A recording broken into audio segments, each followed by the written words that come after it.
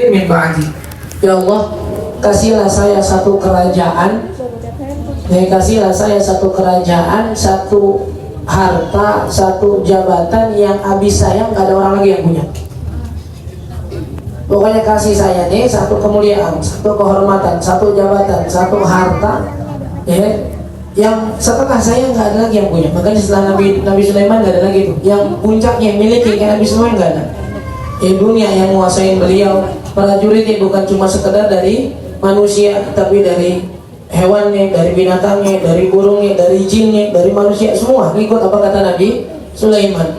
Makanya ketika beliau lagi ngabsen sebelum ketemu dengan siapa namanya yang dari negeri Sabak, Belkis, ya kan, Ratu Belkis, ya kan lagi ngabsen ya, beliau lagi ngabsen, nggak ada satu nih siapa, burung hudhud. Ya kata Nabi Sulaiman, malila arul hudhuda amkana minal ghaibin. Pas lagi ngabsen rakyatnya, kata Nabi Sulaiman, ini hudhud kemana nih? Kok nggak ada dia? Ya, dia lagi absen, kenapa nggak datang panggilan? Apa namanya? Kenapa nggak datang di panggilan dari panggilan raja? Apa kata Nabi Sulaiman? Ya, kalau dia datangnya hudhud nanti dengan apa namanya nggak bawa kabar alasan yang tepat kenapa dia telat, ya nanti bakal saya sembelih itu burung hudhud. Akhirnya ketika dia datang kan ditanya kan sama Nabi Sulaiman, ini kenapa telat? Kata beliau, kata burung hudhud itu, ini ra'aitu imra'atan, ya apa namanya, saya melihat seorang wanita yang ditaati dalam satu kaum, walaha 'arsyun 'azim, dia punya singgasana yang besar. Akhirnya dikasih sama Nabi Sulaiman. Kata Nabi Sulaiman, kita utus, kita ajak buat masuk Islam. Gimana kira-kira mereka nerima apa enggak? Akhirnya diutus buat diajak masuk Islam. Kan pertama ratunya bingung kan, gimana nih? Yang kata prajurit yang pertama, udahlah, semua ada di engkau wahai ratu. Kalau engkau mau ngajakin perang, kita perang. Jangan takut, pasukan kita banyak. Akhirnya kata Balkis, yang taruh deh, kita silaturahmi dulu, utus orang bawa hadiah ke kerajaan Nabi Sulaiman. Dibawa hadiah yang banyak, ini segala macam. Kata Nabi Sulaiman, bawa pulang, mana nggak butuh ginian. Ya kita udah tawarin baik-baik, kalau kalian nggak masuk Islam, ya jangan merasa pasukan kalian banyak. Kita bakal bawa pasukan yang kelihatan nggak kelihatan, yang ujung pasukan yang udah ada di tempat kalian, belakangnya masih di sini. Kalau seandainya kalian nggak mau masuk Islam dengan penuh apa namanya, dengan sukarela, kita bakal bawa pasukan yang ujung pasukannya udah nyampe di sana, dia masih di sini. Dari Palestina ke Yaman berarti. Kan Arsy Ratu Bilqis kan riwayat paling besarnya kan di Yaman kan, Yaman Utara. Ya akhirnya apa namanya, Ratu Bilqis bilang, yaudahlah kita ikut aja pemaunya, kita datang ke kerajaan ini. Apa kata Nabi Sulaiman kepada pasukannya kan, man ya'tini bi arsyiha. Ya kan kata Nabi Sulaiman, siapa yang bisa apa namanya bawain saya singgasananya Balqis sebelum dia nyampe ke sini. Bakal ifritum minal jin kan, kata jin ifrit yang ke Nabi Sulaiman, ana hati kabihi qabla ayat qabla an taquma min maqami. Wahai Sulaiman, izinin saya punya kekuatan yang bisa bawa singgasananya Balqis dari Palestina ke Yaman, dari Yaman ke Palestina sebelum engkau bangun dari bangku, saya udah nyampe deh, apa namanya, singgasananya. Berarti kan kalau kita lihat ya, sebelum Nabi Sulaiman tegak dari bangkunya, singgasananya sampai, kan cepat kan? Ya, tapi ada satu lagi dibilang, qala rajulun min ahlillah, ada seseorang walinya Allah, orang soleh di situ, nantangin lagi. Ana atika bihi qabla ayartadda ilaika tarfu. Itu mah kelamaan. Yang tadi nih, kalau dibilang saya bawain singgasananya sebelum kau bangun, itu mah kelamaan. Saya bawain singgasananya itu nyampe kemari sebelum engkau sempat ngedipin mata. Sebelum sempat nih ngedip mata nih, itu singgasana datang. Siapa dia? Kan namanya kalau nggak salah Asy bin Barkhiyah kan. Orang yang dikasih apa namanya, dikasih keutamaan mengetahui Ismullahi A'zam. Ada satu kata namanya dalam agama kita, Ismullahil A'zam, nama Allah yang paling agung. Ada yang bilang itu Allah, ada yang bilang Ar-Rahman, ada yang bilang Ar-Rahim, ada banyak menurut pendapatnya masing-masing. Tapi pokoknya intinya, barang siapa yang dikasih sama Allah milikin nama ini, setiap doanya gak bakal ditolak sama Allah. Kalau orang udah dapat ilham dari Allah, tahu nih Ismullahil A'zam, nama Allah yang paling agung, nggak bakal pernah doanya tertolak. Nah dari sini kita tahu, para ulama kita sering bilang, dari sini kita tahu kalau ada orang yang terbuai dengan kekuatan-kekuatan jin, ya kalau namanya bahasa kita kodam-kodam nih sekarang nih gitu. Ya sebenarnya kalau dia mau dekat sama Allah, jauh lagi kekuatannya. Ya kekuatan Allah lebih jauh dari itu. Jin bisa bawain singgasananya, ngasih minta waktu sebelum Nabi Sulaiman bangkit dari bangkunya. Ini mah enggak. Ya tinggal saya minta sama Allah sebelum engkau menit nyampe di singgasana. Itu masukannya Nabi Sulaiman. Ya akhirnya dalam akhir kisahnya kan Nabi kayak Ratu Bilqis datang segala macam sampai akhirnya ini aslamtu ma'a Sulaiman li rabbil alamin. Saya berislam, berpasrah diri kepada Nabi Sulaiman dan Tuhan Tuhan semesta alam. Dan Nabi Sulaiman ini adalah nabi yang yang pintu Baitul Maqdis pertama kali itu dikasih ke Nabi Sulaiman. Dulu tuh Baitul Maqdis ditutup. Baitul Maqdis ditutup, Nabi Daud membuka nggak bisa-bisa. Apa kata Allah, ya Daud? Ya nanti yang buka Baitul Maqdis adalah salah satu keturunan kamu. Nabi Daud bilang, kenapa? Kenapa nggak saya aja? Mau salah saya apaan? Kenapa harus anak saya? Kata Allah, karena anak kamu nggak pernah membunuh orang. Tangannya nggak kotor. Tangannya nggak kotor. Kata Nabi Daud, lah, saya kan juga ngebunuh orang karena jihad. Saya ngebunuh orang karena jihad. Kenapa kok saya dihukum juga? Kata Allah, nggak dihukum. Saya nggak benci dan saya nggak marah. Bahkan itu adalah sebuah kemuliaan ketika berjihad. Tapi tetap aja, kata Allah, di mata saya yang pernah menumpahkan darah tuh tangannya udah kurang murni. Makanya bakal saya kasih ke Nabi Sulaiman anak kamu yang nanti yang buka Baitul Maqdis. Makanya kalau kita buka sejarahnya Nabi itu nggak pernah bunuh orang.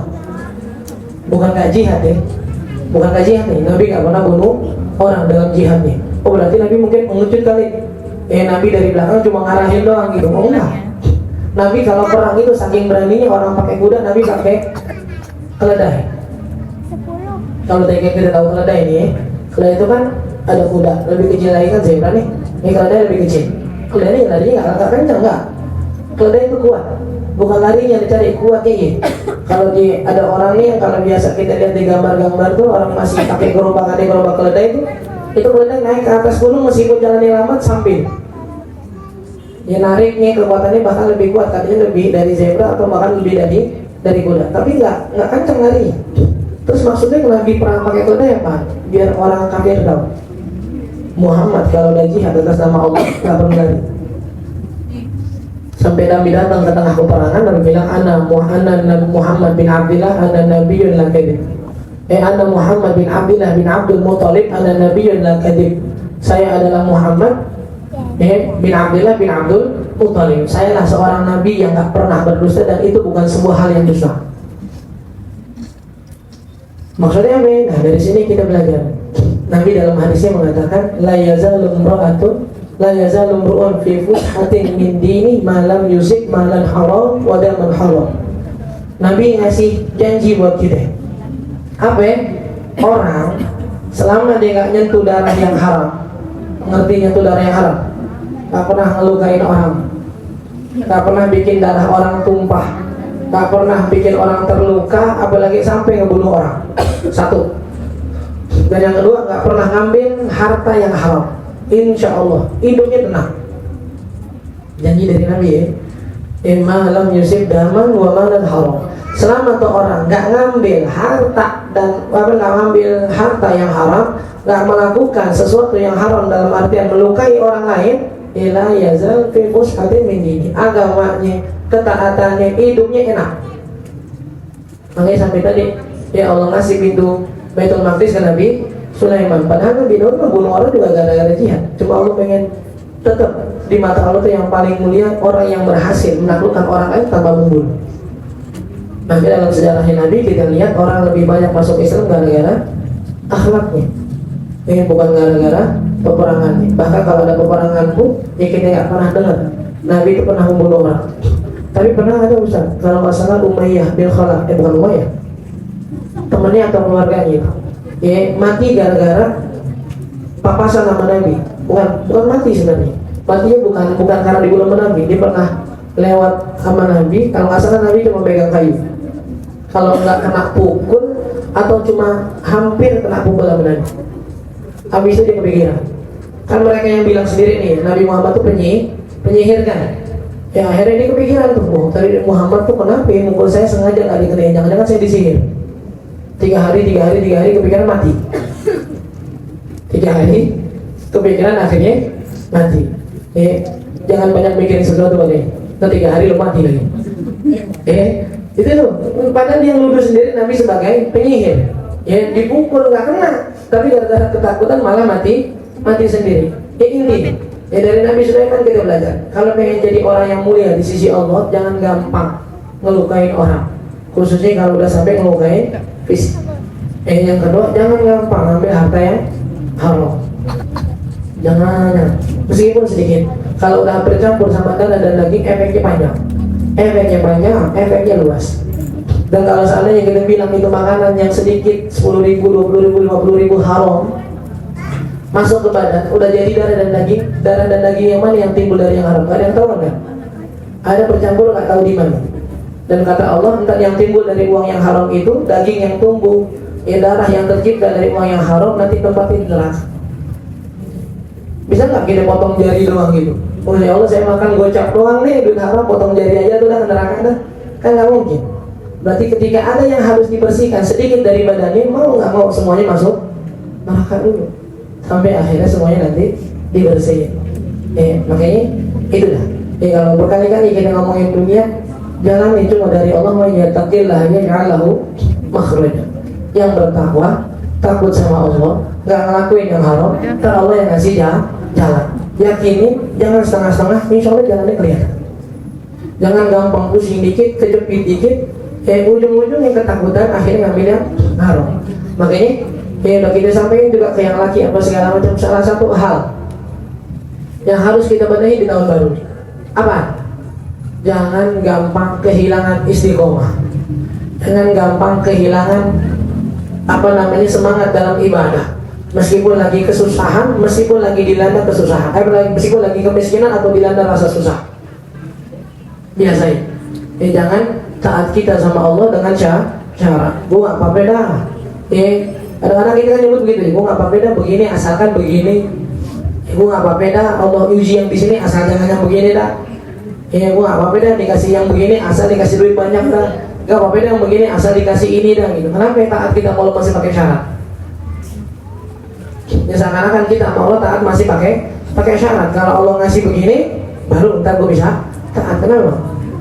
Sejak kapan seorang hamba bisa memberikan syarat kepada Tuhan? Itu Nabi Sulaiman yang paling kita ambil hikmah dari beliau. Ketika beliau bisa buka Baitul Maqdis tanpa harus ada dengan tangan yang nggak pernah melukai orang lain. Makanya yang kemarin malam Rabu kita sampaikan, kita punya keyakinan dari guru-guru kita. Apaan? Bahwasanya kemenangan kita di Palestina nggak sekedar dengan kita berjuang langsung berjihad, nah, dan bukan berarti kita meremehkan mereka sedang berjihad, bukan. Tapi kemenangan itu lahir dan timbul dari majlis-majlis seperti ini. Ketika kita tahu batasan-batasan Allah yang haram yang mana dan gak kita lakukan, insya Allah berarti diri kita bersih di hadapan Allah. Dan kalau diri kita bersih di hadapan Allah, doa buat kita, buat diri kita, buat keluarga kita, buat pemimpin, buat di Palestina gampang. Buat Allah ngasih kemenangan buat mereka. Makanya guru-guru kita sering ngitin, mungkin nggak menangnya Palestina sekarang bukan karena mereka nggak berjihad, bukan. Karena doa kita yang selama ini nggak nyampe. Doa kita yang selama ini masih banyak yang haramnya, akhirnya nggak diterima sama Allah. Makanya majlis yang ini yang bisa bikin kita tahu kewajiban, batas yang kita dari yang haram, itu yang bisa bikin diri kita bersih di hadapan Allah. Yang orang bersih di hadapan Allah, itu nanti doanya gampang diijabah sama Allah. Dan kemarin dari syarat-syarat sahnya sholat yang kita bahas adalah taharatul thiyab minan najasah. Terakhir kita berhenti di pembahasan bahwasanya salah satu syarat sah sholat adalah harus suci badannya pakaiannya dari najis. Yang dimaksud pakaian yang mana? Yang di luar doang, bukan. Semua yang nempel di badan ketika sholat maka itu disebut pakaian. meskipun duit kan bukan pakaian Ustaz, duit mah barang. Tapi di kantongnya nggak lagi sholat. Di kantongnya, ya najis kan? Najis kayak tadi jatuh tuh pas lagi gini kena kotoran, ya atau kena ini segala macam. Najis gimana dong? Atau tadi pas belanja beli daging-dagingan ada darahnya, tuh duit kena darah nih. Ya habis itu kemana? Duitnya dipegang, ya pas sholat ingat ditaruh di kantong. Pas sholat ingat ditaruh di kantong. Ya akhirnya sholat, mau kena bersih, mohon maaf dalam ada semua bersih, tapi di kantongnya ada duit yang najis. Pokoknya segala kerjanya di badan yang ke bawah. Termasuk alatnya, termasuk pecinya, termasuk lidahnya, tasbihnya, minyak wanginya, cincinnya, jam tangannya, semua yang dipakai di badan. Dan di badan disebut pakai. Dan kalau salah satunya ada yang najis maka sholatnya sah. Ya makanya biasanya juga. Kalau sholat jangan bawa apa-apa aja kecuali minyak wangi, siwak, tasbih. Kalau handphone, duit, apa segala macam taruh dulu. Dan lagi sholatnya di rumah masih di kantong juga, duit mau kemana sih? Ya sholat di rumah, duit masih di kantongnya segitu curiga juga mau kemana ya? Ya jangan gampang sholat tuh bawa sesuatu yang kayak takut mangkiran aja. Ya apalagi sebagian ulama berfatwa ketika larang yang dibawa ketika sholat itu justru malah dianggap jadi bercanda, batal sholat. Contoh ini apa? Ada orang sholat, dia habis masak nih, dia habis masak, tiga.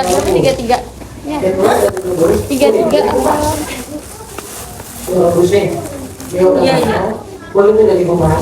Kira-kira kurang telurnya suci apa? Sini satu. Ini berarti enggak. Kira-kira telurnya suci apa? Tadi mesen lontong doang. Apa dulu? Apa? Ini lontong sama gorengan sama risol.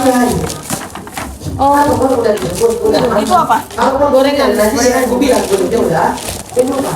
Telurnya suci apa enggak? Kalau udah ragu ngapain makan telur nanti sebenarnya. Kalau kita ragu nanti juga ya nanti kita belum makan.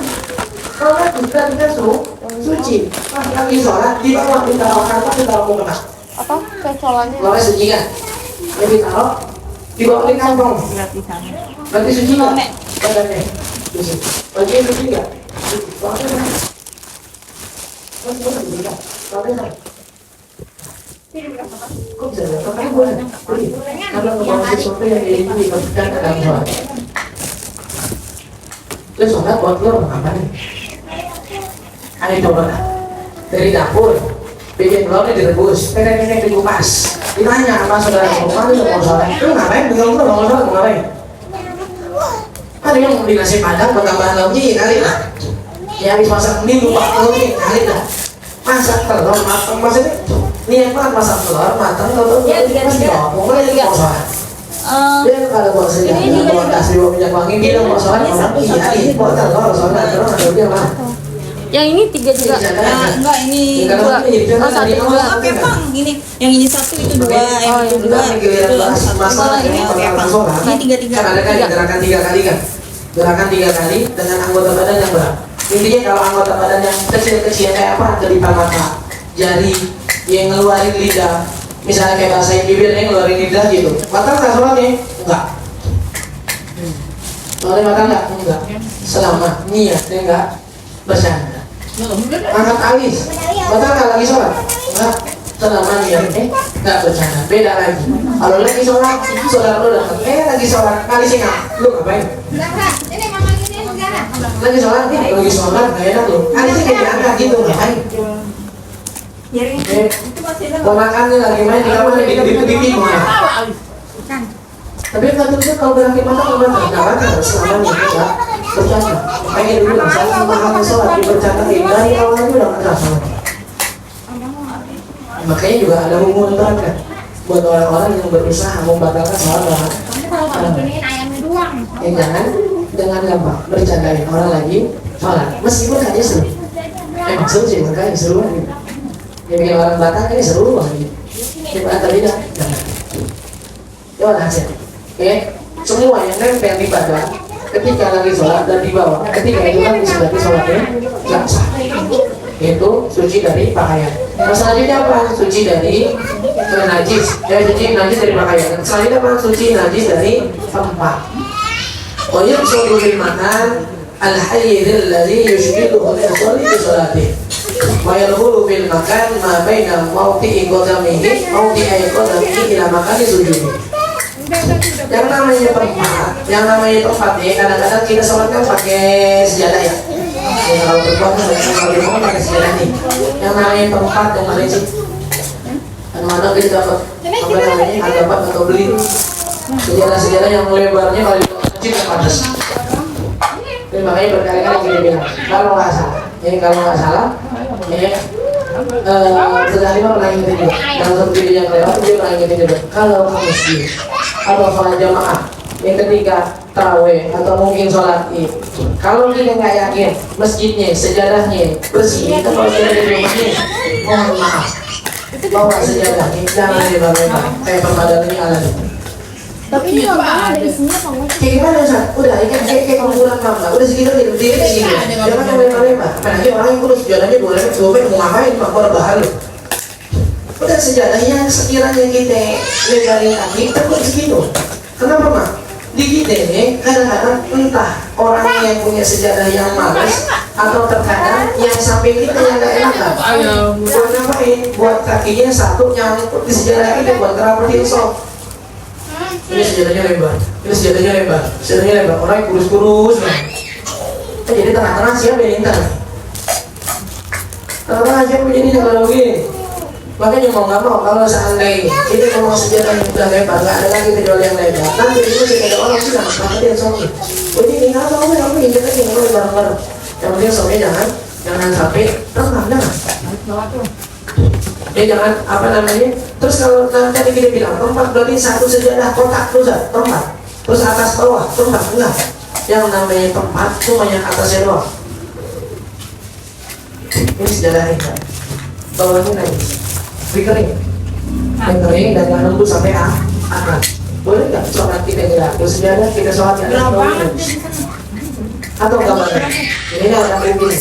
Bekas kencing olahan ini baru kering doang belum dibasuh.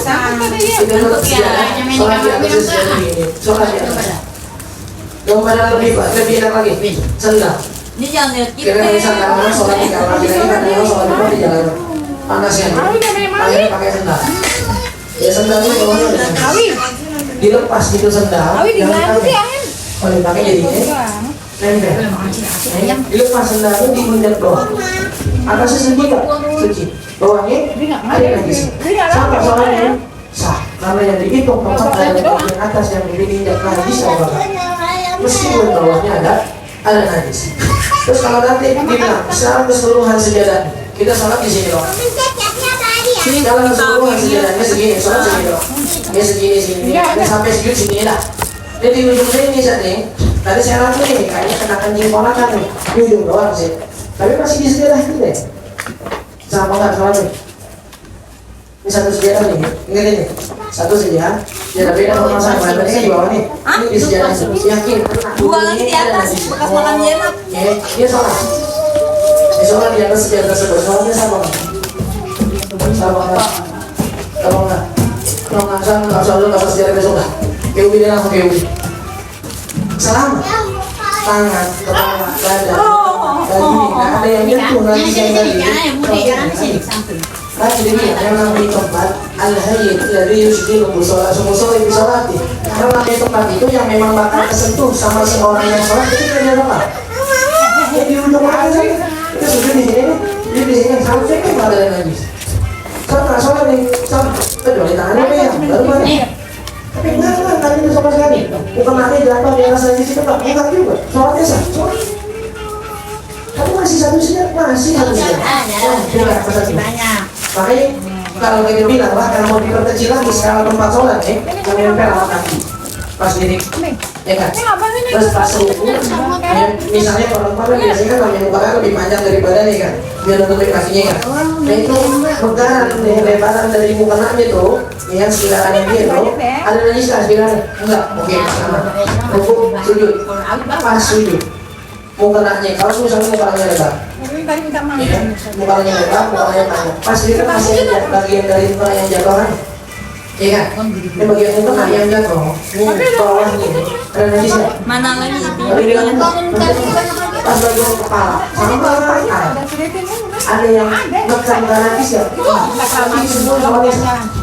Tapi di atas kepala dia segini, di atas kepala itu tidak ada najis. Oh, muka paling makhluk. Kalau kita sama di dekat tempat yang najis, terang dan takut sholatnya jadi tenang, jadi was-was gara-gara ada najis di dekat najis. Berarti segitu doang. Kalau kita bilang mau kenanya nggak jatuh nih, mau kenanya nggak jatuh langsung dia enggak. Tapi di bawahnya ada najis, di bawah perutnya ketika dia lagi sujud di tempat di bawah perutnya itu ada najis. Tapi kenanya nggak jatuh. Sakar apa deh? Kamu berantakan abang Sebenarnya salah ketika dia sholat tempat jatuhannya tempat tersembunyi itu nggak ada lagi sama sekali meskipun dekatnya sekeliling lagi setelah Mau cobain itu namanya apa? Udah dulu di sini masih banyak orang-orang ketika sholat di namanya ada najis yang najis malah dipojokkan malah repot bersihin najisnya dulu mari dia sholat dulu padahal sholatnya udah mau habis waktunya sholat aja dulu harusnya ada najis nggak mau sekamar lagi sekasur gimana? Kalau seandainya kasur kita, ya anak kita, ponakan kita, mau di sini, berarti sekasur ini lagi? Enggak, tapi lagi yang situ loh. Berarti kalau seandainya kita sholat di atas kasur kita, boleh nggak sholat di atas kasur? Bilang ya pertanyaannya, boleh nggak sholat di atas kasur? Tadi kita bilang boleh, ponakan kita, anak kita mau di atas kasur. Ya pas sama tempat yang lain lagi banyak orang, sisa kamar dua mau kamar kita juga sama, lagi banyak barang yang bawa-bawa nih di samping kasur lu yang begini lagi banyak barang. Lu bisa diri itu gendong biasa. boleh nggak sama?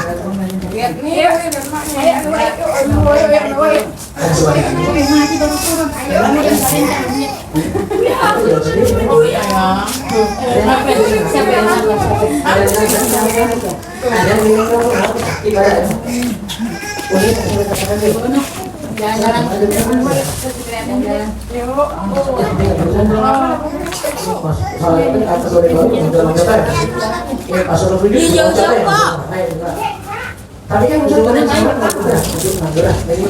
berarti sekarang kasurnya bergerak.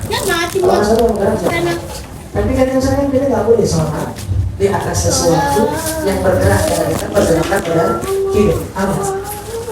Bukan sholat, nggak boleh sujud di atas sesuatu yang bergerak dengan pergerakan kiri. Contoh, kita pakai mukena nih. Nah kita sih biar bagaimana repot itu. Ini kayak perempuan sholat pakai mukena. Mukenanya nggak hebat. Pas dia sholat, itu mukenanya saking tegangnya jatuhnya nutupin tempat wisi. Dari semua tempat sujudnya mukanya benar-benar sujud di atas muka. Yang tadi jatuh yang masih ada di badan. So itu sama. Apa jadi menyentuh tanah, menyentuh badan kita. Kayak laki, orang pakai lidah kan misalnya kan, ya sudah pakai lidah atau pakai imamah, ya pakai kapas lagi, ya sholatnya dengan apa namanya nempel dahinya dong, coba imamahnya doang yang nempel, atau ketika ini jatuh, ya nyemplung surinya di tempat ya, surinya. Terus gimana ya? Jadi bisa nggak? Karena dengan berarti sujud di atas sesuatu yang bergerak di badannya dari badannya dan itu masih dihitung dari dirinya sendiri. Itu yang bisa lontong. Tapi kalau kasur kan bergerak juga, kita rukuk dia bergerak, kita sujud dia bergerak. Sampai bisa lagi kali ya? Iya boleh. Itu yang dasar. Ya kalau seandainya mobil kita lembek juga bakal bergerak. Masa nggak sah juga kan nggak? Jadi persilakan dia. Tapi kalau di atas kasur boleh nggak? Boleh. Ya itu jangan dipraktekin aja. Kita pulang dari sini soalnya di atas kasur semua nih. Yakin ini berarti kita tuh kan gini-gini. Enggak lah. Di bawah ada di ubin ada yang tadi tapi ini ada gini. Selama sholatnya di tempatnya berpijak kakinya, sujudnya di tempatnya, tangannya, ya semuanya enggak bersentuhan dengan sesuatu yang najis, ya maka ya itu tak sholat. Dalil hada syarat amru bisabil ma'ana maka dilatibala fil arabi. Dalilnya apa? Dalilnya ketika Nabi lagi sholat, kan satu masjid itu belum pakai karpet lagi, masih lima tanah doang, masih pakai dalam. Ada orang berdiri, orang kampung yang belum ngerti masih itu dalam mata. Akhirnya dia datang, dia udah habis itu Nabi sholat. Kalau nggak kering, kalau Nabi sholat kayak gini, berarti kan ketika sahabat sholat masih ada nggak kasih ini? Masih udah disiram belum ngomongnya masih Nabi boleh sholat dengan tanah yang ada ke kanan. Berarti sama nggak nih ya hukumnya? Jadi jangan repot-repot. Kalau kita udah pakai sejadah, makanya sejadah itu senjata paling akhir buat kita yakin sholat kita sah, tempatnya suci. Makanya kalau orang dulu, kalau kita perhatiin orang dulu nih, kayaknya di mata mereka tuh haram banget sejadah dipakai selain buat sholat. Sejadah buat tidur apa sih kayu? Kamu lihat gimana nih? Bukan masalahnya buat sholat yang sejadah bukan, tapi takutnya mereka kata dulu. Meskipun kan kita bilang ya dengan hukumnya sendiri. Ya enggak aja lah istilahnya kan gitu. Kalau apa sekian namanya atau terjatuh nanti kulit karena sejadah itu jadi senjata paling akhir. Kalau kita ragu tempat sholat di mana aja, kita lagi jalan jangan lupa bawa sejadah karena mereka gitu kan. Lu mau jalan kemana-mana kek jangan lupa bawa kemana bawa sejadah. Kalau lu sholat di satu tempat di rest area itu sholat kayaknya dari awal dari pesan udah meragukan, kita yakin umpan kita sendiri kan. Sholat pakai umpan kita pakai sejadah tidak benar. Kenapa? Karena syarat sahnya sholat harus suci pakaiannya, badannya, tempatnya dari gimana caranya? Lawat sendiri. Baginya sejarah tadi kalau kita hidup di rumah banyak ponakan, banyak anak kecil yang masih belajar jalan, masih belajar lepas pampers, kencing sembarangan, gampang asal nggak basah, kelar ya sejarah. Asal kita nggak lihat nih kencingnya masih basah, udah kering nih nggak tahu di mana, kita yang kering, baju kita kering, sejarah kering, harus sejarah sholat. Allah Akbar kelar. Itu namanya tempat baju ibadat yang harus suci dari najis. Ntar bakal ada syarat selanjutnya apa? Al-ilmu bidukhulil waqti. Ya ilmu, ya pengetahuan, keyakinan, ya bahwasanya ketika kita sholat, kita tahu bahwasanya waktu sholat itu udah masuk. Karena kata beliau kita tahu kan nih. Ya kita tahu bahwasanya sholat itu dalam Al-Quran Allah katakan inna sholata kanat 'alal mu'minina kitaban mawquta. Bahwasanya sholat itu Allah tetapkan menjadi sebuah kewajiban atas seorang mukmin yang udah ditentukan waktunya masih. Jadi nggak boleh sholat tanpa tahu waktu udah masuk atau belum. Meskipun ternyata ketika dia sholat waktunya udah masuk. Sholat nggak dengar azan, nggak ngeliat jam, tiba-tiba mau sholat zuhur aja langsung. Ditanya mau udah zuhur udah masuk, nggak tahu, kayaknya sih udah. Tetap dari mana? Nebak-nebak aja dia sholat. Pasti ke kamar, bener, dia udah di tengah dua. Dia udah zuhur kan? Sama sholatnya. Kenapa? Karena dari awal pertama dia sholat, dia sendiri nggak yakin bahwa dia sholat udah masuk waktunya. Sama kayak kemarin masalah wudhu kita bilang. Ketika ada orang wudhu jaga-jaga, ya kan? Wudhu jaga-jaga, pas udah sholat, dia udah ingatnya wudhu buat apa? Udah wudhu jaga-jaga kan tadi. Sah nggak sholatnya? Enggak. Kenapa? Karena dari awal inti wudhu tadi niatnya bukan buat mengangkat hadas kecil, tapi buat jaga. Maka wudhu yang diniatkan tadi niatnya buat jaga-jaga, ngangkat hadas kecil meskipun gerakannya sama, apa-apanya sama. Itu tadi dia bilang, sholat juga sama kayak gitu. Ketika nggak diyakinin waktunya udah masuk atau belum, maka ketika dia sholat meskipun setelah selesai sholat tabayyan annahu fil waqti, jelas sudah bahwasanya dia benar sholatnya di waktu yang telah ditentukan dalam agama. Sah enggak sholatnya? Enggak. Karena dari awal sholatnya enggak memenuhi syarat sahnya sholat. Bahwasanya dia harus yakin sholat itu dengan keadaan dia tahu sholat itu udah masuk waktunya yang telah ditentukan oleh Allah. Allahu a'lam. Ustaz, mandi wajib kalau ada luka jarban, sah enggak? Tahu jarban enggak? Ini enggak, ini kosa-kata ada kata orang-orang pondok doang nih. Tahu jarban? Jarban itu gatal-gatal yang biasa dialami sama anak pesantren. Itu biasa disebut jarban. Tapi jadi kosakata sendiri. Sebenarnya jarban itu dari kata jaroba. Jaroba itu apa? percobaan. Ijabah itu biasanya orang yang lagi nyoba. Ya orang yang lagi nyoba masuk pesantren. Biasanya akhirnya ya dengan nggak biasanya dia dengan udaranya, airnya apa segala macam nimbul itu yang kata-kata di badan. Mohon maaf. Dan terkadang katanya itu sampai bernanah. Ya, ini ketika ada nanahan-nanahan kayak gini, gimana Ustaz? Mandi wajibnya sah nggak? Sah. Selama nggak ada yang ditutup dengan perban apa segala macam, berarti mandi wajibnya sah. Ya, peri gitu ya, peri gara-gara penyakit ya, tapi sah nggak? Sah. Yang nggak sah justru malah ketika ada jarban, ya justru malah dia tutup dengan perban biar nggak kena air. Nah, jadi airnya nggak kena malah kan? Berarti badannya nggak kebasuh semua. Sebenarnya hukumnya KB dalam Islam apa? Ya kalau kalau dalam Islam dibilang wa yuhramu tahdidun nasl wa yajuzu tartibuh, kalau nggak salah kurang lebih begitu. Dan diharamkan memotong atau memutus adanya keturunan. Oh berarti yang child free itu nggak boleh? Bukan. Meskipun udah punya satu, bisa dibilang gua nggak mau punya anak lagi, nggak boleh. Anakku satu aja, apa alasannya? Nggak apa-apa, gue mana saya punya anak lagi, nggak boleh. Haram. Karena dari salah satu hikmah dalam pernikahan, Nabi katakan tazawwajul walud dan wadud fa inni mukatsirun bikumul umama yaumal qiyamah. Bahkan Nabi sarannya ke orang laki, dia bilang apa? Cari perempuan yang kelihatan dari keturunan ini gampang punya anak. Kenapa? Karena saya pengen ngarep nanti saya ngalahin umat-umat yang lain dari banyak umat yang saya bawa. Nabi ngarepnya salah satu hikmahnya begitu. Dan yang kedua, kalau semua orang pikirannya sama kayak kita, yang punya satu anak cukup, alhamdulillah, tahu anak yang mereka banyak mau apa? Satu. Yang kedua, apakah cukup dari setiap satu anak ini nantinya ke bawah terus bakal ngurusin bumi yang Allah kasih? Enggak. Ini ja'ilun fil ardi khalifah. Allah nggak ada yang manusia ke bumi mau jadi khalifah buat ngurusin bumi, nggak perlu putusin khalifahnya Allah. Itu saja. Itu kalau mutus keturunan. Kalau dibatasin diatur waktunya, jangan dah baru punya anak lagi. Karena memang bukan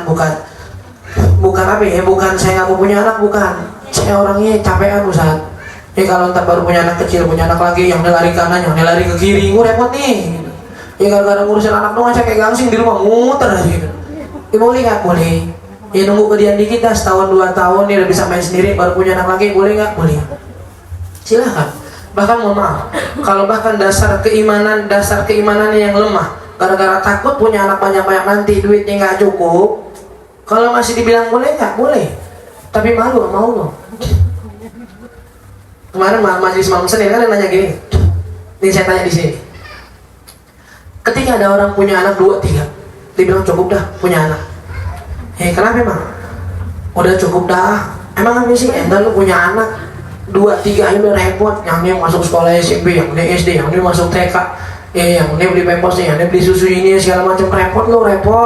Udah anak 2 dah. Entar lu susah nyari duitnya. Karena dalam bilang gitu ya. Mohon maaf. Saya mau tanya. Kalau dibilang anak 3, anak 4 kebanyakan, takut gak punya duit, minta maaf, minta ridho. Pas anaknya satu yang ngurusin manusia apa Allah? Kalau ada orang yang kayak gini seakan-akan pas anak gue satu kemarin gue yang ngurusin, gue mampu. Pas anak gue 3, 2, anak 3, 4 gue kayaknya gak mampu dah ngurusin. Oh berarti selama ini yang ngurus anak sampean, bukan Allah. Bukan berarti selama ini yang ngasih duit sampean, bukan Allah nih. Berarti yang ngasih duit siapa nih hakikatnya nih? Allah apa bukan? Berarti kalau seandainya Allah ngasih kita duit waktu anak kita 1, anak kita 13, Allah yang ngasih duit. Emang Allah bilang ke malaikat gitu nih, anak ke-13 jangan kasih duit lagi nih, maruk banget nih gitu. Enggak. Jangan ngasih anak kita 1 ya kan. Dan kayak lagi gitu ya kan, buat orang-orang yang takutan punya anak, entah nunda atau khawatir entah kalau punya anak akhirnya kepikiran buat ngambil yang haram segala macam. Enggak usah. Ini natakalam an musyahadah. Kita ngomong dengan pengalaman. Selama kita yakin sama Allah, dan bukan kita berarti udah yakin banget gitu.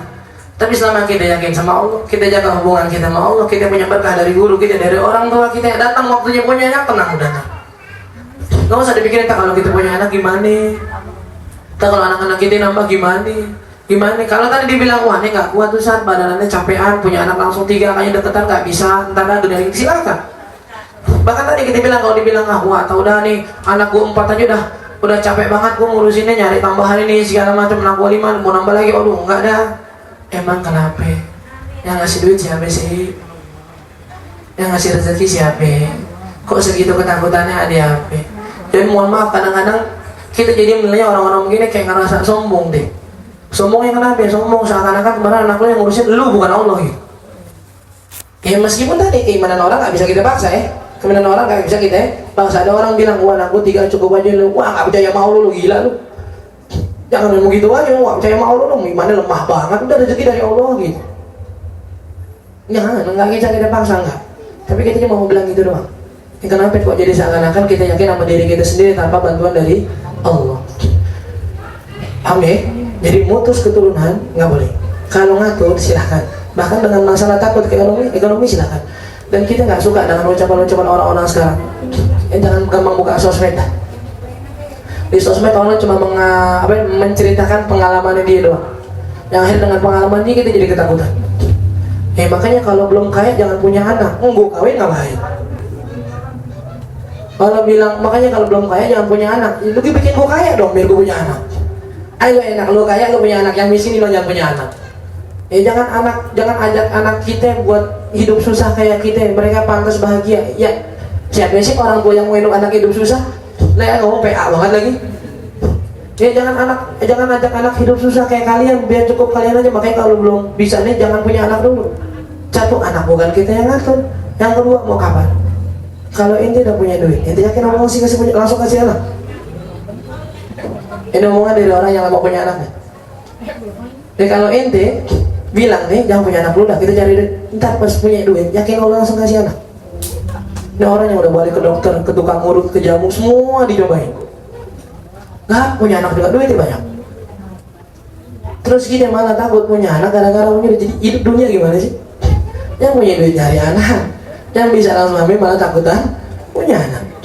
Karena memang masalahnya semua kita mandang ke diri kita lupa adanya Allah.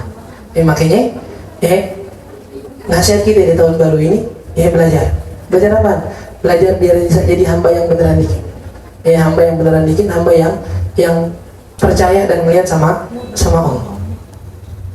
Dan berkali-kali kita bilang kita takut sama dunia itu pasti sebab paling utamanya karena kita tahu Allah lagi gak demen sama kita.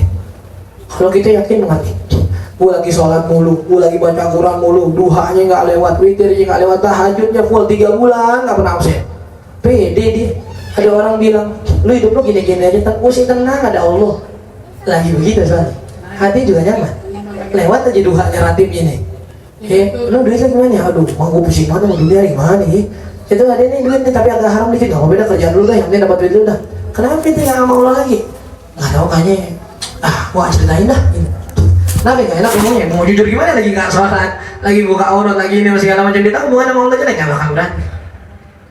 Makanya, kalau kita mau pede sama dunia, perbaikin hubungan kita sama Allah, biar pedean dikit, gitu. Karena kita tahu, kita lagi sama yang punya dunia. Kemarin kita bikin status tuh, kalau yang lihat temenan Instagram atau WhatsApp kan bikin status kemarin kan ya. Kita cuma bilang, ada orang ketika minjem barang dari orang lain, yang gue pinjam motor lu dong. Pas dikasih minjem, baik banget itu, makasih ya.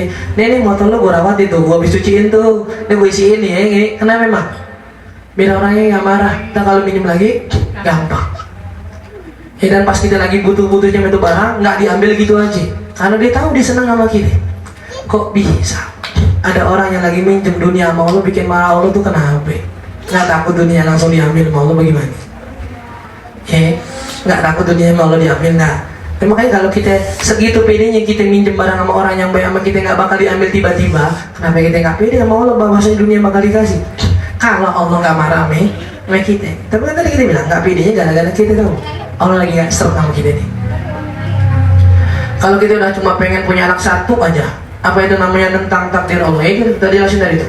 Intinya begitu. Ada apa emang? Allah pengen punya khalifah, Nabi pengen umatnya banyak. Sampean pengen punya satu tanpa alasan dibenarkan dalam syariat nggak boleh. Ya tadi kita bilang, kalau seandainya anak itu tadi, masya Allah nikah, punya cucu banyak, alhamdulillah. Anaknya udah gede, 18 tahun, 20 tahun. Orang tuanya udah kelihatan nggak mungkin lagi punya anak. Na'udzubillah, anaknya meninggal. Siapa yang bakal ngurusin dia? Siapa yang bakal doain ini? Ya kalau orang dulu kan nggak apa-apa, banyak anak pada rezeki. Gue yakin ntar Allah ngurusin ntar apa namanya anak-anak gue gede, gue didik bisa doain gue banyak yang doain gue jadi.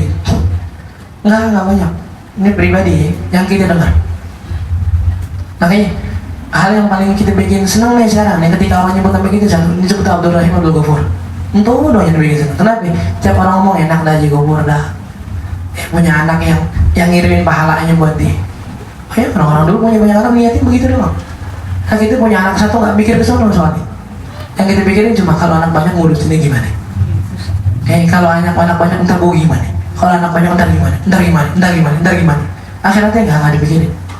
Tapi kalau mereka, ya mereka bukan berarti ya satu iman nggak bisa dipaksain dan bukan berarti orang dulu malas bikin anak doang, nggak ada. Enggak. Ya kalau dibilang ada sama orang dulu anaknya banyak tapi begitu semua double semua tuh nggak orang dulu nggak orang sekarang ada yang begitu. Ya tapi kalau kita lihat wah mereka punya anak banyak tuh, nah memang ya tadi buat nerusin gue, buat ini doain ntar nih, buat banyak doain gue, buat ini pokoknya cucunya banyak dihilang mereka. Belum lagi ketika sebelum mereka meninggal mereka tahu udah nitipin anak-anaknya cucu-cucunya menjadi orang yang bisa baca doa, sholat jamaah apa segala macam, tenang udah. Tadi kalau punya anak terserah, kita balik lagi. Kalau lu punya alasan dibenarkan dalam agama punya anak satu silahkan. Tapi kalau nggak punya alasan dibenarkan tadi kita bilang kenapa?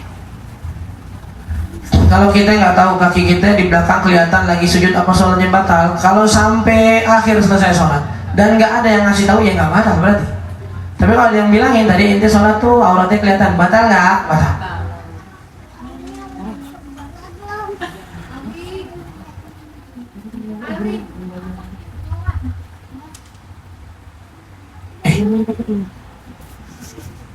Kalau punya anak banyak jadi kekhawatiran menjadi tanggungan dalam mendidik dan nggak yakin mampu. Kita tadi dia bilang aneh nggak bisa sih. Tadi kalau anak banyak ini nggak ngeri nggak bisa fokus ngedidiknya. Akhirnya anak lima ntar ada gitu yang nggak jadi. Itu udah kayak udah hampir semuanya gitu. Nabi Nuh anaknya ada satu yang bejat. Nabi pamannya ada 2 yang bejat. Ya udah begitu lah. Jangan kalau kita bilang benar-benar nggak mampu, iya. Cuma kalau mengandai-andaikan soalnya kalau anak banyak ada aja dah. Yang apa namanya? Yang nggak benar pasti 1-2 nih. Jangan begitu aja jadi ketakutan banyak punya anak, jangan. Sampai kayak orang yang bilang, "Anda pengen nikah Ustaz sebenarnya tapi takut cerai dah kayak dia tuh." Nah, emang lu ngarepin berhenti kalau bakal cerai apa? Anda pengen nikah Ustaz tapi takut cerai entar ngapain kan? Ada yang akur sampai dia meninggal. Ambil contohnya ke orang yang cerai kan memang. Makanya itu Pak, ada orang yang banyak anak, orang tuanya usaha, ya dibawa tuh anaknya ke majelis, dikenalin ke ulama, anaknya semua benar-benar aja, enak-enak aja gitu. Ngapa kita ngelihat orang yang anaknya 3-2 gak benar 1-2 yang benar, kenapa emang? Jangan takut menikah. Wah, kalau milih laki-laki untuk calon suami harus seperti apa di dalam Islam? Benar nih, dalam Islam nih ya. Bisa dibilang kan?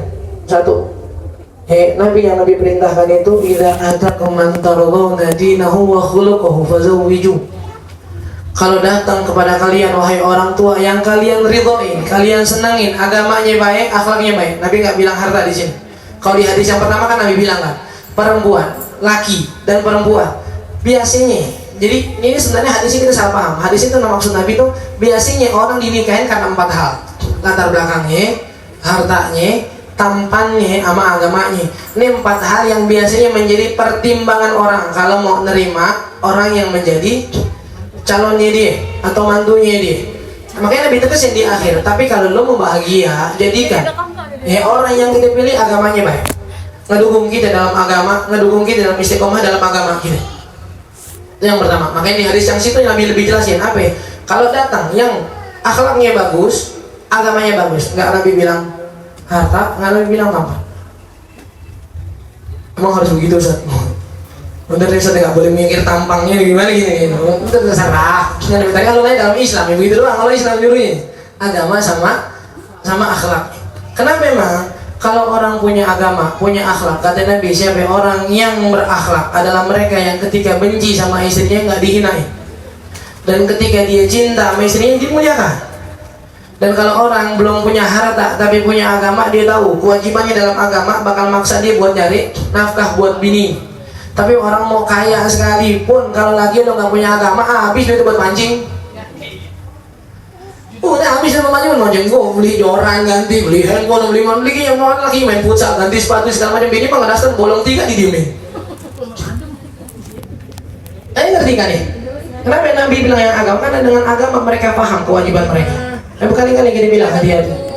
Kalau kita akhirnya pilih laki-laki yang gak paham agama, akhirnya kita pilih laki kita untuk lebih mengusahakan dunia daripada agama, hati-hati. Ntar yang rugi kita sendiri. Ya itu doang tuh. Sama terakhir yang Nabi bilang, ini di perempuan sebenarnya hadisnya, tapi di laki masuk juga. Semua yang Nabi bilang tuh biasanya maksudnya laki perempuan maksudnya sama. Cuma Allahumma mungkin hadis itu terjadi ketika laki yang nanya. Ya apa Nabi, apa kata Nabi? Iya kawal khudra'il dima. Iya kawal khudra'il dima, kata Nabi. Hati-hati yang hijau tapi berbahaya. Maksudnya kan biasanya kalau yang hijau kan bagus ya, enak kan gitu. Tanaman yang hijau kan bagus nih. Kata Nabi, sahabat tanya, "Adiman apa ya Rasulullah, nih kok hijau berbahaya apa?" Al-mar'atu salihah. Perempuan baik nih. Filman badisu. Tapi circle-nya enggak baik. Laki juga sama. Lakinya baik. Tapi circle-nya nggak baik. Kenapa?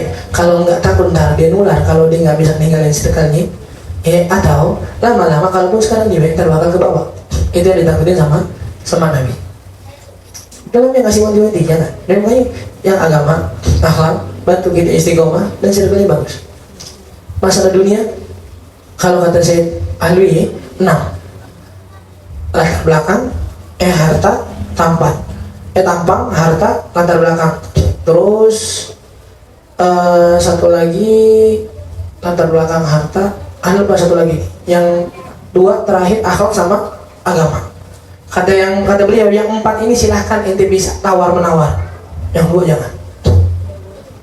Tampang nih, harta, kerjaan, latar belakang, tampang, tawar menawar nggak apa-apa deh. Nih agak jelek-jelek dikit, agak ini dikit, terserah itu tuh, boleh tawar menawar tuh. Tapi kalau agama, nih agamanya sholat aja yang belangsak dikit mau sholat nih, puasanya sih alhamdulillah.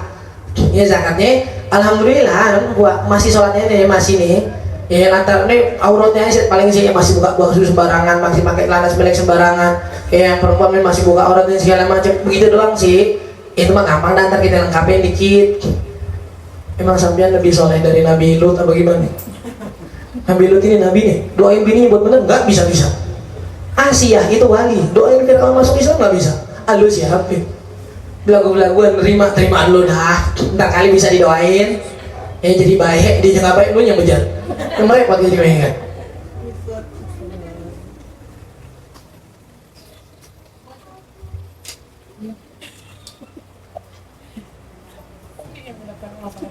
Ustaz, kalau kita lagi berantem sama suami, ya istri sama suami berantem nih, terus pas berantem kayak takut pisah karena suami suka ngomong jangan sampai kita pisah nih, nanti jadi bahan omongan keluarga. Jadi bahan omongan ke suami sih benar, kalau nikah sama orang yang tua broken home nanti pasti berantem, pisah. Nikah sama orang yang broken home pasti bisa nggak juga. Jangan pakai gitu, akhirnya kita mandang orang-orang yang broken home jadi jelek. Itu satu. Yang kedua, setiap berantem, ini jangan sampai kita bisa nih, mau ngapain? Makanya dari awal tadi kita bilang, nikah jangan sama laki yang lisannya sembarangan. Nanti yang berantem dikit, entah kalau kita cerai, entah kalau kita mau ngapain? Dia jadwalin banget, cerai orang mau jadwalin makan, cerai jadwalin, makan tidur lo jadwalin, cerai lo jadwalin, mau ngapain? Dan kali kita bilang kan, kalau dari awal kita tahu lisannya udah nggak baik, jangan. Lagi berantem ngomongnya udah nggak baik, jangan. Tadi dia kelepasan gitu yang rugi. Karena kalau namanya marah, namanya kata cerai mau bercanda, mau sungguhan, mau marah, jadi banyak. Gitu. Kalau sholat zuhur, untuk perempuan di hari Jumat tepatnya kapan? Pokoknya adzan pertama udah, itu perempuan udah boleh sholat.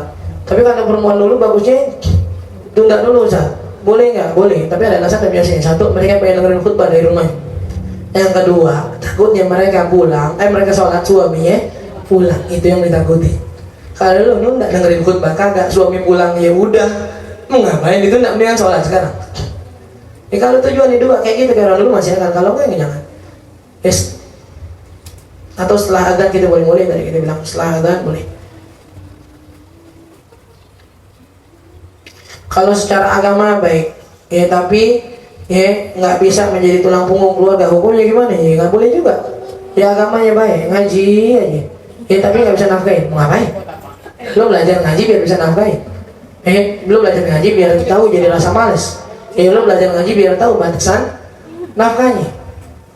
Tapi istrinya juga harus ngaji biar tahu sebenarnya nafkah dari suami sampai mana sih. Kalau kita mau pretelin, perempuan yang rugi. Ya kalau kita kasih tahu nafkah bini kayak gimana, buat beli baju setahun cuma 2 kali.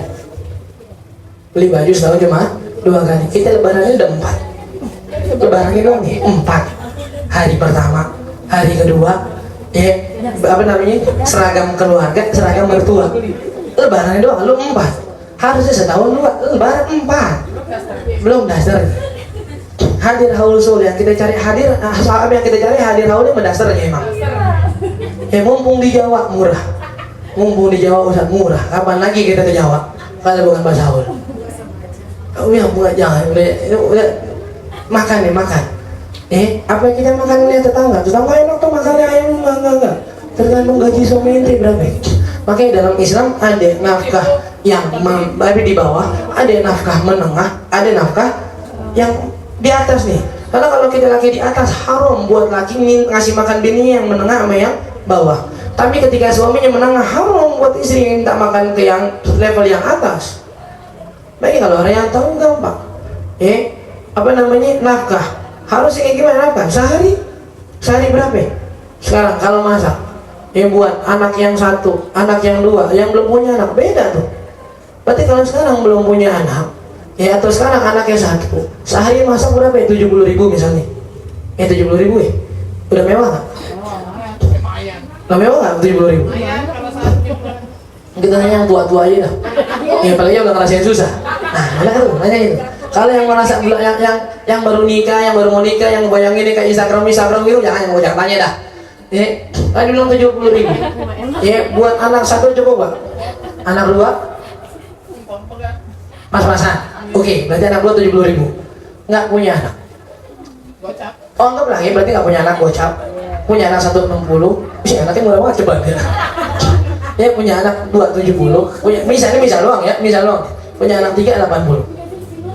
Berarti kalau sekarang anak kita 1, bini laki kita tiap hari ngasih kita 40.000 udah cukup. Tapi saat yang kepikiran belum terkontrakan, belum listrik, belum susu anak, belum pempas, ini tugas perempuan bayar. Yang ngasih tugas lu cuma teriak di kupingnya, teriak, woi susu habis woi. Udah cukup. Minta jangan. Tapi kan kita pengen gini, tenang aja. Itu tugas laki. Yang kadang-kadang bikin repot, kita sebagai laki nih, bukan curhat nih, bini gua nggak begitu. Bini gua nggak pernah teriak di kuping, WhatsApp tenang aja, gua tahu anak gua habis, pempas gua tahu, cuma bilangin doang, karena kan yang ngurusin bini kan. Nih pempas habis, udah tenang aja. Nggak usah sehari 7 kali. Pempas habis, lu dikir. Nggak, tenang aja sekali, gua ingat harus gitu pelupanya, gua tenang aja. Kapan habisnya? Pokoknya besok udah nggak ada pempas ini, hari ini harus ada. Udah tenang. Berarti sebelum nengok matahari besok masih ada kesempatan buat laki kan? Tenang aja udah. Biar bisa jadi bini yang begitu.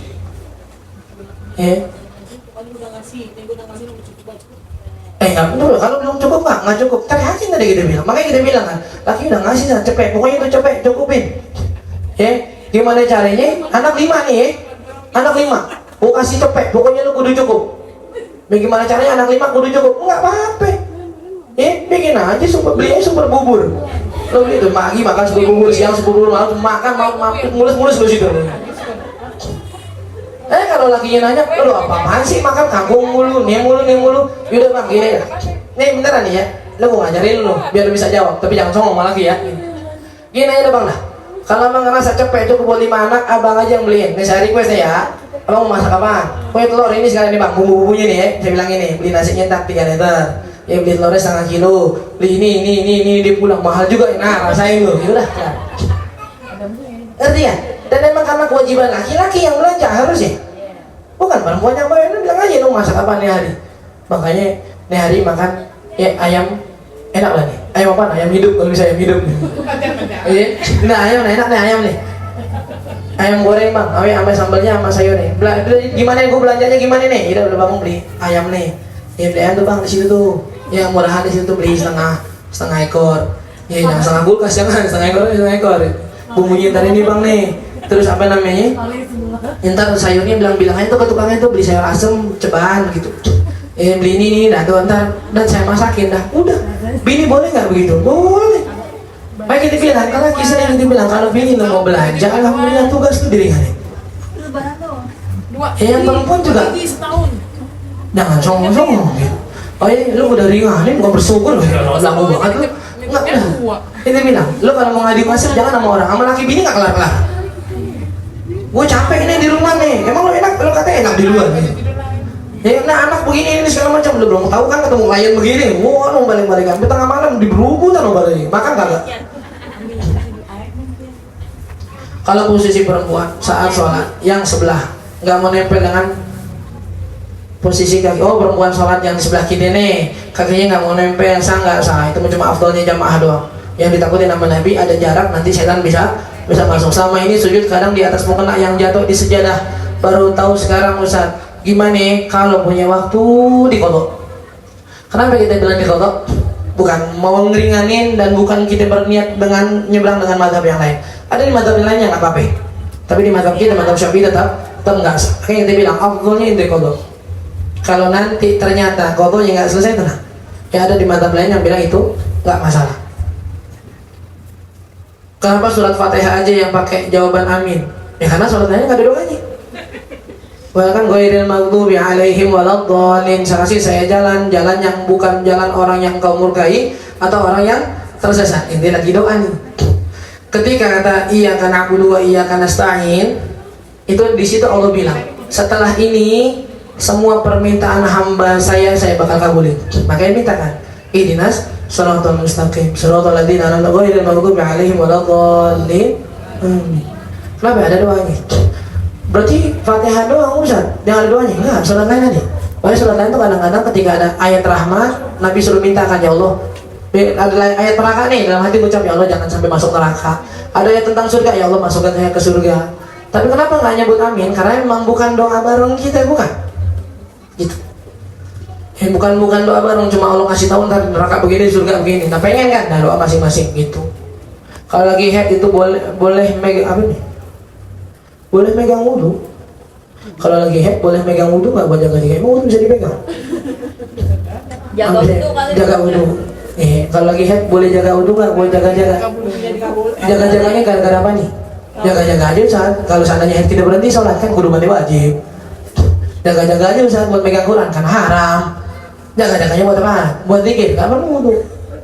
Wudhu buat orang yang lagi head cuma satu keadaan. Kapan? Wudhu sunnah sebelum tidur. Niatnya bukan raful hadas, jangan. Lagi ente mau tidur wudhu ngapain niatnya raful hadas? Salah, haram kan. Itu niatnya tadi. Ya sunnah dan nawaitul wudhu sunnatan aja. Ya sunnatan lillahi ta'ala. Memang niat wudhunya cuma sunnah ngejalanin. Nabi suruh kalau mau wudhu, mau tidur pakai wudhu. Kalau nggak ngaji, kalau ngaji campur-campur. Ntar ngaji sama orang salafi, kan ngaji sama yang oso aja, boleh nggak? Boleh banget, selama itu punya filter sendiri. Kalau semuanya masuk jadi kepikiran, jangan. Ngaji di sana salafi bilang kencing apa namanya, kencing ontak nggak najis. Ngaji dikit dia bilang najis. Gimana? Jadi yang benar yang mana sih agama segini ribet banget. Nah itu dia. Khususnya masalah fikih, guru-guru kita dari dulu bilang ngaji fikih kalau bisa sama satu orang yang lu dah. Sampai ente udah bener-bener luas fikihnya, ente udah mulai bisa menyadari bahwasanya madhab ada 4, semuanya benar ketika dalilnya kuat, silahkan. Kalau enggak udah satu pengajian cukup. Dan sering kita bilang punya guru. Ngaji di mana aja silahkan. Tapi namanya guru satu kudu punya. Gurunya maksudnya kan guru yang punya patokan atau jadi patokan buat kita. Ketika kita bertanya, bingung ngelihat kejadian di semua atau seluruh dunia, entah kejadian politik atau kejadian masalah agama, nanya guru hukum kita yang kita pegang gimana? Karena memang soalnya saya lihat di sosmed, ini bilang begini, ini bilang begini, guru gimana? Udah, ini ketemu guru kita apa?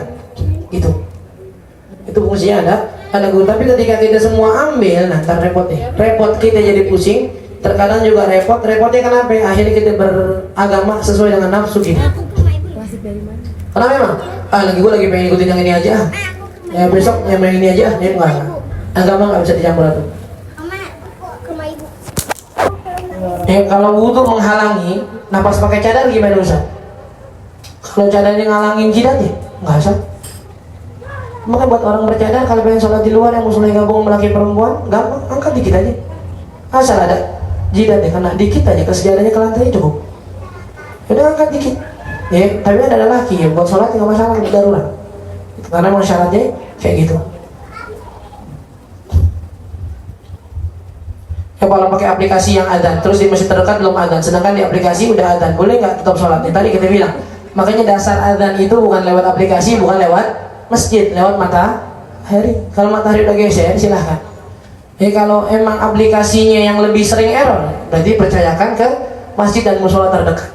Kalau masjid dan musola terdekatnya yang mau muadzinnya teledor mulu, ya apa percaya sama aplikasi? Apa nih? Berarti kalau sejadah dengan sejadah yang tebal gimana? Boleh nggak? Boleh. Ini kita nggak ngomongin tebal tipis. Yang penting kalau najisnya di bawah, kalau dibasah nggak nembus ke atas. Atau kalau najis sudah kering, mau sejadah tipis, sejadah tebal nggak masalah. Boleh-boleh aja gitu. Soalnya kalau sejadah tipis suka sakitnya nggak apa-apa. Boleh nggak sih Ustaz sejadah pakai sejadah mewah gitu biar ibadahnya sah? Biar ibadahnya khusyuk boleh. Kalau buat ibadah silahkan.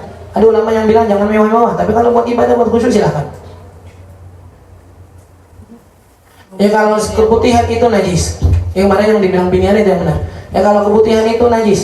Ya terus cara nyuci di mesin cucinya gimana? Jangan di mesin cuci dulu. Itu yang kalau misalnya kalau keputihan masih basah, basuh dulu pakai air di keran, habis itu baru cuci. Masukin nggak apa-apa. Kalau udah kering, najisnya udah kering, bekasnya udah hilang, baunya udah hilang. Tapi kita tahu nih, ada beberapa baju kita yang najis. Gimana caranya? Masukin mesin cuci bajunya dulu, habis itu baru masukin air. Airnya agak lebihin. Ya jangan pas-pasan, jangan, airnya agak lebihin. Dibatas itu, kalau seandainya itu air penuh udah keluar lagi loh selang itu. Nah, habis gitu dah. Habis itu putar dulu dengan putaran yang nggak pakai sabun. Udah, mau pakai sabun sekarang silakan. Emang harus dibuang dulu Ustaz? Sebenarnya sih mau dibuang nggak harus juga sih, karena airnya jadi mustamal doang, nggak jadi mutan aja sih. Tapi kalau mau buang dulu lebih afdal ya silakan. Fungsi sejadahnya buat apaan? Buat terbang. Kan dari gue bilang nggak ada sejadahnya, nggak ada fungsinya sebenarnya. Sejadah itu, lu mau sholat di tanah langsung, ente ke pantai. Ente ke pantai nggak mau sejadah, sholat di atas pasirnya langsung boleh apa kagak? Boleh. Selama pas ente sujud, ente naik, itu nggak ada pasir yang nempel buat sujud kedua kalinya. Selama nggak ada yang nempel, silahkan. Mau langsung di atas pasir, di atas tanah, di atas aspal, di atas bebatuan, mau di atas awan, nggak tahu. Apa lagi ya? Mau banyak terserah. Mau pakai sejadah, nggak pakai sejadah silahkan. Fungsi sejadah cuma tadi kita bilang. Sebenarnya memang fungsinya lebih ke situ. Makanya di zaman Nabi nggak ada sejadah. Fungsi sejadah buat apaan? Buat kita lebih yakin ini nih tempat paling akhir yang kita punya, yang kita yakini suci, karena kita nggak tahu nih bawahan tanah kena bekas kencing apa segala macam gitu. Kalau biar suara merdu ada doanya nggak tahu.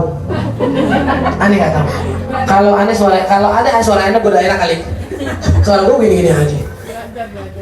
Ya, tapi kalau di asal mungkin kan bisa kan, ya kan? Ada les vokal apa segala macam kan ya, ada. Silakan. Mau coba silakan. Ada yang katanya digurah Ustaz. Biar tenggorokannya napasnya agak panjang. Napas lu panjang, suara lu jadi kayak sama aja. Ngapain napas panjang lu? Gurah itu suaranya udah enak, ditambahin biar napasnya panjang. Napas lu panjang, suaranya jelek, jangan qasidah, adu lari. Biar gak gampang capek. Nah kalau napasnya panjang, nggak suaranya jelek, jangan qasidah, adu lari mendingan. Enak, gak gampang capek. Tapi ya tadi bilang mau doa. Tapi kalau kita doa sama Allah boleh nggak? Ya Allah kasih saya suara biar suara saya enak didengar orang. Ini beda nih. Kayak kita nih, para pendaki itu ada tuh doanya tuh. Ya biar doanya Nabi Musa. Rabbi syrah li sadri wa yassir li amri wahlul 'uqdatam min lisani yafqahu. Lepas ikatan dari lidah saya biar nggak keluh kalau ngomong, biar enak kalau orang dengar tuh kayak bawaannya paham aja, udah itu. Tapi kalau biar enak dan segala macam, nggak pernah tahu. Ya benar, ini nggak pernah tahu. Benar ini nggak ngumpetin, nggak. Mana tuh? Ya Arab ini berdoa deh. Lihat Sulaiman.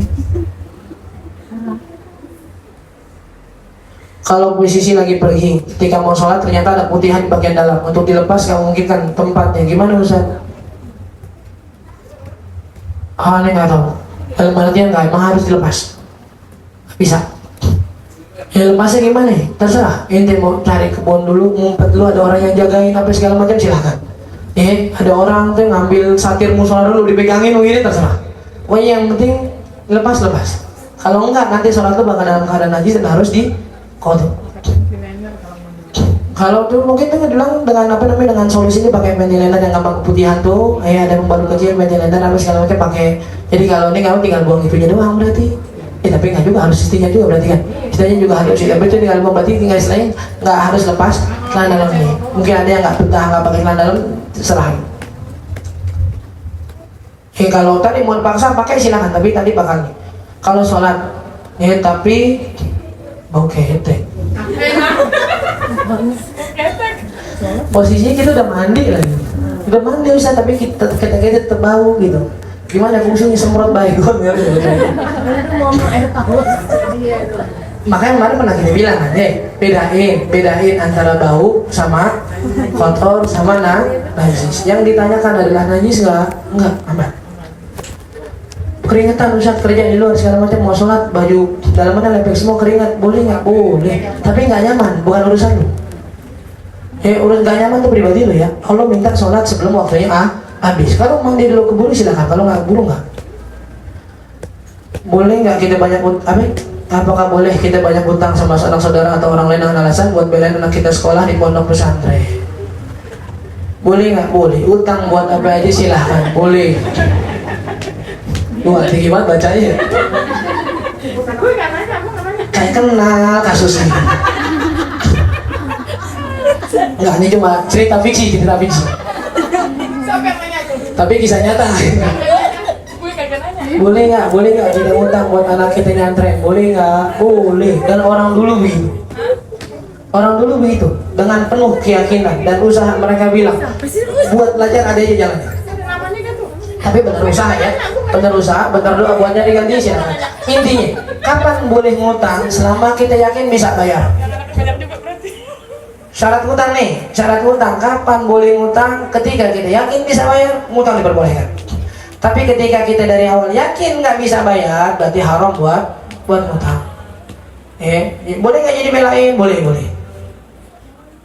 Boleh banget. Pas mandi wajib ngelihat kuku rasanya udah pada bersih, dibersihin. Selasanya juga nggak ada kotorannya, tapi pas buang air kecil melihat kuku kaki ada kotorannya nyempil, jadi mandinya sah enggak? Bukan nggak sah, kurang. Mandinya kurang bersih berarti. Gimana ya tadi kalau seandainya belum dipakai buat sholat, aman. Tinggal bersihin kakinya, selesai mandi wajibnya sempurna udah. Tapi kalau udah dipakai sholat berarti dia sholatnya nggak sah. Bersihin kakinya, ulang sholat yang tadi dipakai. Sholat itu masih kukunya kotor. Yang disebut telapak tangan sampai sini, depan belakang. Sampai sini ini, pergelangan tangan. Jatuh ke bawah, nggak buru-buru ditutup, batal sholatnya. Kodok dulu atau sholat yang di waktunya dulu? Nah, tar dulu. Sholat yang kemarin kita lewatin dosa apa enggak? Bukan. Kan ada dua kan nih, telah kita bahas nih. Sholat yang kita ketinggalan tuh ada yang kalau didiemin dosanya makin panjang. Ada yang boleh entar-entaran kodoknya. Kalau sholat yang ditinggalin, Ane tadi lupa sholat zuhur, Ustaz, ngapain di mall main, nyari musola susah, akhirnya udah lantar kodoknya di rumah. Sekarang jam 4 nyampe rumah nih, kodok dulu atau sholat asar dulu? Kodok dulu. Kenapa? Karena sholat yang ditinggalkan secara sengaja dosanya berjalan. Kalau lu tunda dosanya masuk. Dan pandangan nomor 2-nya adalah sholat asar waktunya masih panjang. Jadi kodok dulu biar dosanya selesai baru sholat asar. Tapi kalau seandainya kodoknya itu nggak bikin dosa, dengan alasan-alasan yang memang ketika nanti kodoknya boleh entar-entaran, boleh, dan lebih afdolnya ngerjain yang sekarang dulu. pertimbangan di situ. Apa ada beda antara berkah dan barokah? Atau beda dalam bahasa aja itu? Enggak. Hanya penulisan. Yang benar gimana Ustaz? Kalau nulis berkah atau harus barokah? Yang aslinya mah barokah. Karena al-barokah kan ya. Al-barokatu itu bahasa Arabnya. Ya, disebut berkah, barokah. Kadang-kadang orang Arab juga nyebutnya lebih cepat lagi, berkah. Jadi kita nyebutnya berkah. Jadi berarti kalau nulis gimana Ustaz? Harus berkah apa barokah? Kalau nulis mah silahkan, terserah bebas. Kalau menyebut asal orangnya paham silahkan, mau berkah mau barokah silahkan. Karena kalau kita bilang bahasa Arab harus dilatinkan dengan sesuai, itu mau nyebutin insya Allah gimana? Insya Allah gimana? Pakai SYA apa SHA? ALLAH apa ALLOH? Ya insya Allah itu kenapa A-nya 2? Karena panjang Ustaz. Mantap lu, majang di situ. Enggak, majib. 5 harokat nih. Berapa A-nya 17? Insya Allah. Lu bercanda bagaimana nih? Enggak, itu mat wajib soalnya. Ngapain? Enggak, udah mau tulis insya Allah. Dan sama syahnya disambung Ustaz. Gimana nih? Haram enggak? Kan katanya insya Allah itu menciptakan Allah. Lu paham gak maksudnya apa? Dia nyebut insya Allah nih, insya-nya nyambung gitu. Apa ente pahamnya dia lagi nyebut menciptakan Allah? Apa yang nyebut insya Allah yang kita tahu? Insya Allah kan kita tahunya kan? Udah gak usah ribet-ribet, jangan nulis begitu, haram. Itu artinya menciptakan Allah. Enggak. Kalau nulisnya bahasa Arab baru, kalau bahasa Indonesia gimana terserah. Assalamualaikum. Assalamualaikum lah. Nih A yang pertama, A yang kedua. Kenapa A yang kedua ada komanya di atas? Karena ain Ustaz. Kaidah siapa? Ain harus dikomain atasnya. Oh ya, siapa yang pertama kali? Aku kasih PR lu cari tuh ya. Kan nggak ada kaidah resmi. Meskipun kemarin kita dengar dari guru kita bisa katanya ada beberapa negara, kalau nggak salah di Asia, yang pengen membuat bahasa Latin dari Arab yang disepakati dalam benua Asia. Kalau udah disepakati baru pakai. Kalau belum serah. Yang penting kita paham. Allah mau maaf kepanjangan. Ya, ada satu yang kita pengen sampaikan sebenarnya tadi kita bilang. Buat tahun baru sedikit nasihat buat kita. Jadi tahun baru kita sekarang apa-apa niatnya ibadah. Mau nikah ibadah, mau punya anak ibadah, mau kerja ibadah, mau punya circle ibadah, mau temenan ibadah, mau main jangan lupa ibadah. Kenapa? Biar kita punya patokan. Kalau udah nikah, ketika nikah ibadahnya enggak terjalani, atau ketika kita nikah menjadi kita yakin ibadah kita enggak jalan, berarti tujuan buat nikah salah nih. Ketika kita kerja malah ninggalin dan ngejauhin kita dari ibadah, berarti kerjaan lu sekarang salah. Ketika lu berteman malah nggak ngajak buat ibadah, jauhin dari ibadah, pertemanan lu salah. Jadi hidup kita sekarang fokus yang pertama adalah apa yang kita lakukan dan nilai ibadahnya apa enggak. Kalau enggak jangan. Biar bisa merubah. Jangan cuma sekedar melihat serunya doang, ini apa segala macam. Orang mukmin di setiap pergerakannya yang dicari pahalanya dulu, bukan keuntungannya dulu. Pahala sama keuntungan, alhamdulillah. Kalau seandainya nggak ada keuntungan, yang penting udah ada pahalanya. Jangan justru malah dosa sama keuntungan, jangan. Apalagi keuntungan kagak, dosa doang. Apalagi jangan. Biar bisa. Tadi kita bilang buat kita ke depan. Gak usah mikirin perang dunia ketiga, gak usah. Kalau kata Habib Umar kemarin, kalau ada orang utar perang dunia ketiga gimana kita bakal mati ini segala macam. Perang dunia ke-1 udah lewat belum? Udah kan? Perang dunia kedua udah lewat belum? Di perang itu kan berarti ada kakek-kakek kita yang ngerasain kan ya. Kalau mereka semua mati kita bakal ada apa enggak? Itu kata Habib Umar. Berarti kan gak semuanya mati kan? Yang buktinya itu sekarang masih ada. Berarti tenang aja. Kejadian bakal sama begitu juga. Yang kita pikirin juga jangan mikirin toh kalau bukan dunia tanda kiamat. Mau kiamat entar 5 tahun 6 tahun lagi. Kalau kita mati seminggu, 2 minggu, 2 bulan, 3 tahun lagi mau gimana? Biar bisa mandang ibadah kita gimana. Biar bisa lebih baik setiap tahun. Jangan dunia yang mulu dipikirin, tapi akhiratnya. Mudah-mudahan Allah berikan, Allah tambahin keistiqomahan kita, Allah tambahin keteguhan kita dalam hadir di majelis ilmu, dalam menjalankan kebaikan, ketaatan dan ibadah kepada Allah Subhanahu wa taala. Dan mudah-mudahan Allah jaga para orang tua kita, jaga para guru kita, jaga kita semua, keluarga kita, suami kita, istri kita, anak-anak kita, dan keluarga kita, kaum muslimin dan muslimat dari berbagai macam bala wabah serta musibah fitnah dunia, agama dan akhirat. Dan minta pada Allah agar Allah berikan kita dan mereka panjang umur dalam sehat afiat, istiqomah di jalan Allah dan pada di jalan Allah Subhanahu wa taala, berikan rezeki yang luas, yang halal, yang barokah, manfaat dunia dan akhirat untuk membantu kita ibadah taat pada Allah Subhanahu wa taala. Kabulkan segala macam doa dan hajat kita, dimudahkan urusan kita dunia dan akhirat, dan mudah-mudahan yang senantiasa bantu majlis kita dengan tenaganya, waktunya, pikirannya diberikan balasan khusus oleh Allah Subhanahu wa taala, dan kita mendapatkan husnul khatimah ala hadhihi niyyah wa ala kulli niyatin salihah ila hadratin nabi Muhammadin sallallahu alaihi wasallam. Al-Fatihah. A'udzu billahi minasy syaithanir rajim. Bismillahirrahmanir rahim. Alhamdulillahi rabbil alamin arrahmanir rahim maliki yaumiddin. Iyyaka na'budu wa iyyaka nasta'in. Ihdinas siratal mustaqim. Siratal ladzina an'amta 'alaihim ghairil maghdubi 'alaihim waladdallin. Amin. Satu lagi. Ini kalau yang tadi tanya pertanyaan yang bercandain, mohon maaf ya. Jadi kan kita udah ngaji, ini pertanyaan tinggal sesi terakhir nih. Kadang-kadang udah bosan, makanya kita bercandain dikit. Jadi bukan niat bercandain, Ustaz nanya Ustaz dibercandain. Ya orang nanya bener dibercandain, minta maaf.